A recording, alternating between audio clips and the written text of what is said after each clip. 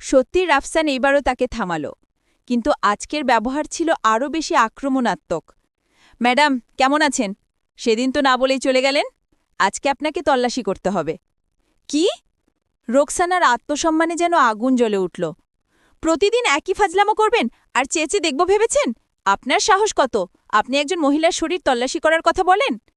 এই বলে সে কিছু বোঝার আগেই রাফসানের গালে সপাটে একটি চড় বসিয়ে দিল। লজ্জা করে না আপনাদের? পুলিশের পোশাক গায়ে দিয়ে সাধারণ মানুষকে হেনস্থা করা ছাড়া আর কোনো কাজ নেই? রাফসান গাল হাত দিয়ে এক মুহূর্তের জন্য স্তব্ধ হয়ে গেল। তার চোখ দুটো জ্বলে উঠল, কিন্তু সে নিজেকে সংযত রাখল। আর সেই সুযোগেই রোকসানা তার আসল খেলাটা খেলল। সে তার চ্যানেলের অফিসের একটিমাত্র ফোন করল। 10 মিনিটের মধ্যে সাইরেন বাজিয়ে সেখানে এসে থামল তাদের চ্যানেলের live broadcast van. Camera, broom, microphone নিয়ে একদল সাংবাদিক নেমে এলো। গাড়ি থেকে নামা একজন রিপোর্টার রোকসানাকে দেখে স্যালুট করে বলল, ম্যাডাম, আমরা এসে গেছি, এখনই লাইভ শুরু করো।